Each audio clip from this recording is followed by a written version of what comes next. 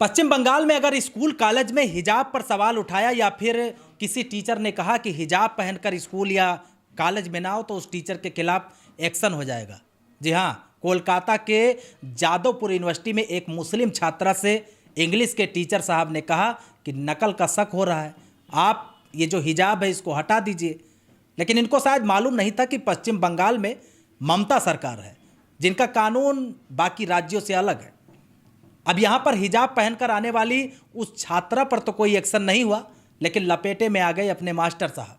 Master साहब के ऊपर इतना बोलने के खातिर जांच बैठा दी गई, उनको जबरन छुट्टी दे दिया गया। और दोस्तों, जानकारी मिल रही है कि जल्द ही मास्टर साहब को हमेशा के लिए छुट्टी मिल सकती है। अब आप सोचिए कि लोगों की कैसी सोच है, कैसी मानसिकता है। दरअसल ये घटना बीते 22 दिसंबर को पश्चिम बंगाल के जादवपुर यूनिवर्सिटी की है। इंग्लिश का एग्जाम हो रहा था, परीक्षा देने के लिए बुर्का पहनकर एक छात्रा पहुंची थी। यहां पर टीचर को शक हुआ कि बुर्का पहने जो छात्रा है उसके पास गले के पास यहां पर कोई चिट लगा है। टीचर ने छात्रा से बोला कि आप बुर्का हटाओ, लेकिन छात्रा टीचर के ऊपर ही भड़क गई।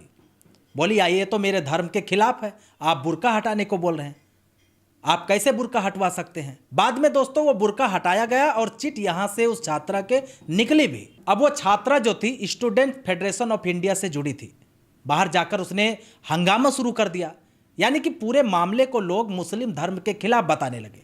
लेकिन सवाल वही कि क्या कॉलेज यूनिवर्सिटी में नकाब हटाने को लेकर अगर कोई टीचर बोलता है तो उसको ऐसी सज़ा मिल सकती है, इतनी बड़ी सज़ा मिल सकती है। एग्जाम के समय अगर बुर्का पहनकर कोई छात्रा बैठी हो और उस बुर्के के आड़ में अगर वो नकल करती पकड़ी जाए, चिट का इस्तेमाल करे, तो आखिर एग्जाम में निष्पक्षता कैसे रहेगी। दोस्तों, आप सोचिए, इस पूरे मामले को लेकर उस मास्टर के खिलाफ जांच कमेटी बैठा दी गई पश्चिम बंगाल में, जबरन उसे छुट्टी पर भेज दिया गया। और अब तो खबर यह भी मिल रही है कि जल्द ही उसे उस कॉलेज से निकाल दिया जाएगा। दोस्तों, कितनी हैरानी की बात है। यह सुनकर आपको भी हैरानी होगी, अगर कहीं पर एग्जाम हो रहा हो और किसी भी धर्म का टीचर हो, अगर वो नकल रोकने के लिए किसी को नकाब हटाने के लिए बोलता है, किसी की तलाशी लेता है, किसी की पैंट चेक करता है, किसी की शर्ट चेक करता है, तो क्या उसको ऐसी सजा मिलनी चाहिए।